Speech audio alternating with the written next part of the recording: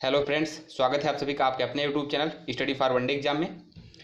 तो जैसा कि हम लोगों ने पहले ही निर्धारित किया था कि हम यूपी ट्रिपल एस सी के प्रीवियस ईयर जो प्रश्न हैं उनको सॉल्व करने के बाद हम सब्जेक्ट वाइज एक विस्तृत अध्ययन करेंगे। तो इस विस्तृत अध्ययन कड़ी में आज से हम प्रारंभ करते हैं भारतीय संविधान। और भारत के संविधान के बारे में हम लोग समझेंगे कि क्या है इन पूरे संविधान में और कहाँ से प्रश्न ज़्यादातर पूछे जाते हैं, उन सभी पर एक विस्तृत चर्चा होगी हमारी। अगर आप लगातार हमारे यूट्यूब चैनल पर बने रहेंगे तो मैं आपको विश्वास दिलाता हूं कि आपको इस वीडियो के अलावा आप किसी भी परीक्षा में जाते हैं तो शायद ही आपको क्वेश्चन बाहर से देखने को मिले। तो अगर आप लगातार बने रहेंगे तो हम ज़्यादा से ज़्यादा कवर करने की कोशिश करेंगे और आप ज़्यादा से ज़्यादा अपना ज्ञान बढ़ा भी सकेंगे। तो आइए बिना किसी देरी के प्रारंभ करते हैं आज के इस संविधान के इस भाग में। और इस भाग में हम देखेंगे कि संविधान के पहले की जो उसकी ऐतिहासिक पृष्ठभूमि रही है, जहाँ से संविधान बनना शुरू हुआ और संविधान में क्या क्या उससे पहले प्रावधान थे, उन सबको जो है एक विस्तृत अध्ययन हम करते चलेंगे, जिससे जो है यहाँ से आने वाले प्रश्नों को हम समझ सकें और आसानी से सॉल्व कर सकें। तो अगर आप study for one day exam channel पर नए हैं तो सबसे पहले सब्सक्राइब करें ताकि हमारे वीडियो के आने वाले अपडेट्स आपको मिलते रहें, और बेल आइकन पर भी क्लिक करें। तो देखते हैं सबसे पहले टॉपिक है हमारा भारत यानी भारतीय संविधान की ऐतिहासिक भूमि। तो ऐतिहासिक भूमि से संबंधित हमने एक बहुत अच्छा से बनाने का प्रयास किया है कि जिससे आप लोगों को ज़्यादा बढ़िया समझ में आए कि टॉपिक वाइज की प्रश्न पूछे कहाँ से जाते हैं। लगातार आप विभिन्न किताबों में देखते होंगे कि आपके सामने पैराग्राफ लिख कर रख दिए जाते हैं, लेकिन क्वेश्चंस वहाँ से नहीं ना बन करके पूरे से कुछ मेन पॉइंट है जहाँ से क्वेश्चन पूछे जाते हैं। जैसे कि 1773 का ये रेगुलेटिंग एक्ट है। 1773 के रेगुलेटिंग एक्ट से जो प्रश्न नॉर्मली पूछे जाते हैं उन सब के बारे में हमने यहाँ पर डिस्कस करने का पूरा प्रयास किया है। सबसे पहला है, बंगाल के गवर्नर को बंगाल का गवर्नर जनरल कहा जाने लगा।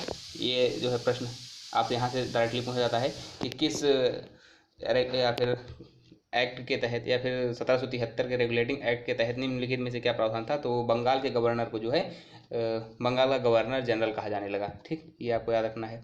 फिर इसके बाद जो है सबसे पहले गवर्नर जनरल जो बने थे उनका नाम आपको याद रखना है कि ऐसे जो है बनने वाले यानी पहले गवर्नर जनरल वो थे लॉर्ड वारेन हेस्टिंग। ठीक, और इसके बाद देखते हैं कि मद्रास एवं मुंबई के गवर्नर जो है वो बंगाल के गवर्नर जनरल के अधीन कर दिए गए। जो प्रेसिडेंसियाँ थी जो बंगाल और जो है मुंबई, उस वहाँ पर जो गवर्नर थे, वहाँ के जो गवर्नर वहाँ पर स्वशासन चलाते थे, तो वहाँ के लिए जो गवर्नर थे वो उनकी भी शक्तियाँ जो है बंगाल के गवर्नर जनरल के अधीन कर दी गई। ठीक, यानी कि जो मद्रास और मुंबई वाला क्षेत्र था वो पूरा उस वाले क्षेत्र के जो नियंत्रण करता थे, अब वो अधीन सीधे तरीके से कहा जाए तो बंगाल गवर्नर, यानी कि कहीं ना कहीं शक्तियाँ जो है बंगाल के गवर्नर जनरल के अधीन हो गई। अब वहाँ पर तो शासन एक तरह से बंगाल के गवर्नर जनरल का हो गया। ठीक, और 17 जो सबसे महत्वपूर्ण बात है कि 1774 में कलकत्ता में जो है एक उच्चतम न्यायालय की स्थापना की गई। ये जो है बहुत ज़्यादा महत्वपूर्ण प्रश्न है। यहाँ से जो है प्रश्न तो कई बार पूछा गया है और आने वाले समय में भी पूछने की संभावना पूरी तरीके से बनी रहेगी कि 1774 में जो है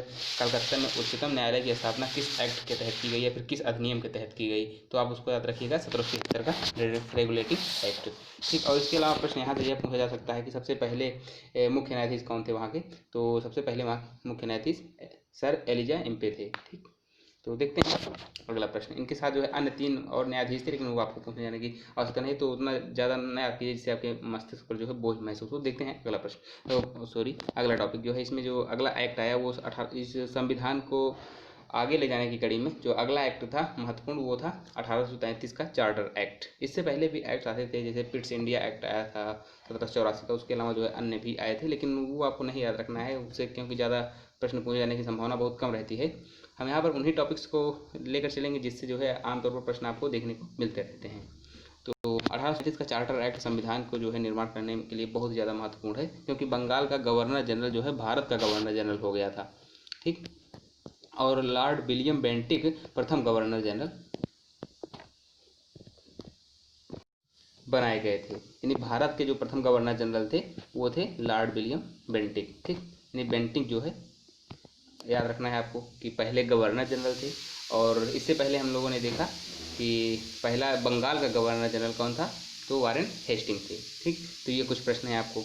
और ये किस अधिनियम के तहत, तो 1833। आपको प्रश्न नॉर्मली यहीं से देखने को मिलेगा कि 1833 के चार्टर एक्ट के तहत क्या सम्मिलित थे क्या सम्मिलित नहीं थे। तो ये आपका था कि बंगाल का जो गवर्नर जनरल था वो संपूर्ण भारत का गवर्नर जनरल कहा जाने लगा।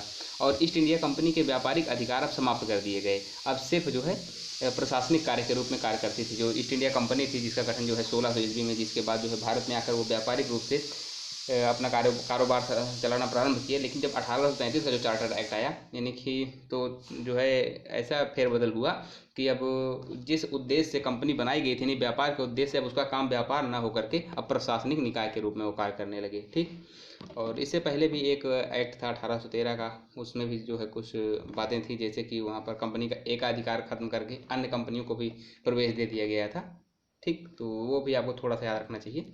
और देखते हैं ये अगला टॉपिक है इसमें 1853 का चार्टर एक्ट। 1853 के चार्टर एक्ट के तहत जो है सिविल सेवकों की भर्ती एवं चयन प्रक्रिया के लिए खुली प्रतियोगिता की शुरुआत कर दी गई। ये जो है बहुत ही ज़्यादा महत्वपूर्ण है कि प्रश्न पूछा जा सकता है कि सिविल सेवकों की जो भर्ती है उसके लिए, यानी चयन की प्रक्रिया के लिए खुली प्रतियोगिता कब आरंभ की गई, तो वो 1853 के चार्टर एक्ट के तहत की गई। और इसके लिए 1854 में मैकाले समिति नियुक्त की गई। पहली बार भारतीय केंद्रीय विधान परिषद में स्थानीय प्रतिनिधित्व की व्यवस्था की गई। जो स्थानीय जो यहाँ की देसी रियासतें थी उनको जो है प्रतिनिधित्व तो नहीं था, कि नहीं जो नियम बनता था उसके लिए केवल और केवल ब्रिटिश लोग ही जिम्मेदार थे। लेकिन अब जो है इसके लिए जो 1853 का जो चार्टर एक्ट बनाया गया उसमें इन लोगों को भी थोड़ी थोड़ी जो है व्यवस्था की गई। ठीक।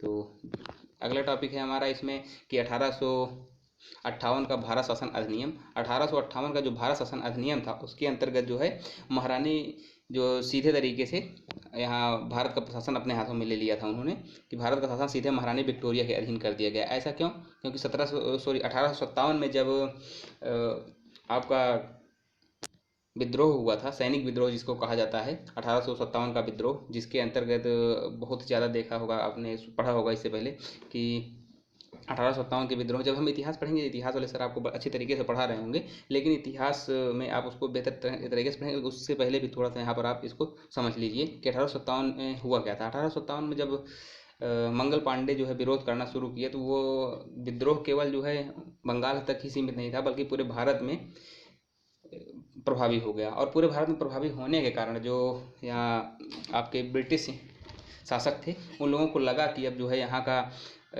यहाँ रहना हमारे लिए खतरों से खाली नहीं है। तो उसके लिए जो है महारानी जो वहाँ की विक्टोरिया थी, उन्होंने एक फरमान जारी किया और उसके अंतर्गत यानी कि एक महारानी विक्टोरिया जो है घोषणा पत्र जारी किया और कहा कि अब जो है भारत का शासन महारानी विक्टोरिया के अधीन होगा, यानी कि यहाँ का शासन सीधा ब्रिटेन से चलेगा। ठीक। ये व्यवस्था कर दी गई 1858 के भारत शासन अधिनियम के अंतर्गत। और गवर्नर जनरल का जो पद नाम जो है बदलकर भारत का वायसराय कर दिया गया। ऐसा क्यों किया गया? क्योंकि जो है केवल नाम बदलना, काम तो वही था, उन लोगों का काम तो ऐसा कुछ होने वाला नहीं था, और केवल नाम बदला गया। नाम बदलने से यह हुआ कि भारतीयों के प्रति यह सहानुभूति उनकी जो है एक तरह से कहा जाए औपचारिक रूप से हुई कि अब भारत, जब मान लीजिए भारत के लोग हैं, इनको भारत के नाम से पुकारा जाएगा तो ये लोग जो है आंदोलन कम कर देंगे और जो है ब्रिटिश अधिकारियों के ऊपर दबाव कम हो जाएगा। और भारत का वायसराय चुना जाने वाला पहला व्यक्ति कौन था? तो लॉर्ड कैनिंग जो है प्रथम वायसराय बना। ठीक। तो आपको अब तक 3 प्रश्न मिल गए कि भारत का पहला बंगाल का पहला गवर्नर जनरल नहीं, जो गवर्नर था, गवर्नर जनरल बना, वो थे वारेन हेस्टिंग। और इससे पहले आप लोगों ने देखा कि जब 1833 में जब वो भारत का गवर्नर जनरल बनाया गया तो विलियम बेंटिक थे। और उसके बाद अब का जो ये 1858 में हम लोग पढ़ रहे हैं कि 1858 का जब महारानी विक्टोरिया के अधीन हो गया भारत का शासन, और जो है भारत का वायसराय नियुक्त किया जाने लगा, भारत गवर्नर जनरल का नाम जो है बदल करके, तो लॉर्ड कैनिंग थे ये। ठीक। तो वारेन हेस्टिंग, कैनिंग और जो है बेंटिक, इन तीनों को आपको याद रखना है। तो अगर क्रम से याद करें तो सबसे पहले लॉर्ड जो है वारेन हेस्टिंग थे, उसके बाद जो है फिर विलियम बेंटिक, फिर आपको लॉर्ड कैनिंग। इन सभी को क्रम से आप याद रखिए कि बंगाल का गवर्नर जनरल, फिर भारत का गवर्नर जनरल, फिर उसके बाद ये जो है भारत का वायसराय। ठीक। और भारत की जो द्वैध शासन प्रणाली थी उसको समाप्त कर दिया गया और एक नए पद भारत के राज्य सचिव का सृजन किया गया, जो कि भारत का राज्य सचिव जो होता था वो ब्रिटेन की जो पार्लियामेंट थी उसमें जो है भारत के समक्ष क्या क्या प्रावधान करने हैं उन सब की बातों को आगे रखता था। ठीक। देखते हैं अगला टॉपिक इसमें है 1861 का भारत परिषद अधिनियम। हमने जो है इसको एक समग्र रूप से अध्ययन करने के लिए छोटे छोटे टॉपिक्स में बांट दिया है, जिससे आपको प्रश्न जब आए तो आप आसानी से उसको हल कर सकें। कानून बनाने की प्रक्रिया में भारतीय प्रतिनिधि शामिल करना शुरू कर दिए। बिल्कुल ऐसा उनके लिए जो है करना भी था, क्योंकि अगर वो ना करते तो वो उनको तुरंत जो है बोरिया बिस्तर बांध कर यहाँ से जाना पड़ जाता। वो यहाँ पर ज़्यादा दिन तक राज नहीं कर सकते थे, तो इसके लिए जो है उनको भारतीय प्रतिनिधि को शामिल करना पड़ा, जिससे जो है भारतीयों को जो है ये लगा कि अब हमारी बात करने के लिए ब्रिटिश के जो पार्लियामेंट है या फिर जो है जो विधि बनाने वाले लोग हैं उसमें हमारे लोग शामिल हैं, तो ये हमारे पक्ष में ही कानून बनाएंगे। इसलिए जो है कुछ थोड़ा जो आंदोलन थे उनमें जो है थोड़ा कमी देखी गई। ठीक। और बंगाल जो है 1862, उत्तर पश्चिम सीमा प्रांत 1866, पंजाब 1897 विधान परिषद का गठन किया गया। मीन्स यहाँ जो है जो तीन ये राज्य थे, इनमें जो है अलग अलग क्षेत्रों से जो है इनको संचालित करने के लिए विभिन्न प्रकार के विधान बनाने से संबंधित विधान परिषद यहाँ पर गठित किए गए। ठीक। तो बंगाल में 1862 में, उत्तर पश्चिमी जो सीमा प्रांत था वहाँ पर 1866 में, और पंजाब में 1897 में। और 1892 का जो भारत परिषद अधिनियम आया, उसके अंतर्गत केवल और केवल थोड़ा सा आपको याद रखना है कि विधान परिषदों को जो है बजट पर बहस करने और कार्यपालिका के प्रश्नों के उत्तर देने का अधिकार भी दे दिया गया। कि जो विधान परिषद जहाँ पर मतलब जो विधान परिषद थे जहाँ पर कानून बनाने के लिए भारत के लोग उसमें प्रतिनिधित्व करने लगे थे, वो अभी तक इससे पहले कि क्या हमारी आर्थिक नीति हो उस बजट में जो है बहस नहीं कर सकते थे, ऐसा प्रावधान था। लेकिन 1892 का जो भारत परिषद अधिनियम आया उसके अंतर्गत यह प्रावधान कर दिया गया कि अब वो बहस भी कर सकते हैं। ठीक। फिर 1890 का आया जो है, माफ़ कीजिएगा यहाँ पर एक मिस टाइपिंग हो गई है, यहाँ 0 पहले होना चाहिए था, यहाँ पर 1909 होगा। 1909 का जो भारत परिषद अधिनियम यानी मार्ले मिंटो सुधार के नाम से जिसको जाना जाता है, ये बहुत ज़्यादा महत्वपूर्ण है। तो इसको जो है आप लोग विशेष रूप से यहाँ पर इसको जो है यहाँ लिख देते हैं 1909 का जो है भारत परिषद अधिनियम, जिसको मार्ले मिंटो सुधार अधिनियम के नाम से भी जाना जाता है। तो ये आपको थोड़ा सा जो है जानकारी होना चाहिए। तो इस अधिनियम में पहली बार यह प्रावधान किया गया कि मुस्लिम समुदाय के लिए पृथक निर्वाचन की व्यवस्था की गई। ठीक। उनके लिए जो है अलग से निर्वाचन की व्यवस्था की गई और उनके लिए आरक्षित सीटें जो है दी जाने लगी। ठीक। और प्रांतीय विधान परिषदों की संख्या में वृद्धि की गई। ठीक। जो प्रांतीय जो हर जगह विधान परिषद बनाए गए थे उन सभी में जो है वृद्धि कर दी गई कि संख्याएं बढ़ाई जाएंगी, जिससे हर सभी लोगों को प्रतिनिधित्व मिल सकेगा। ठीक।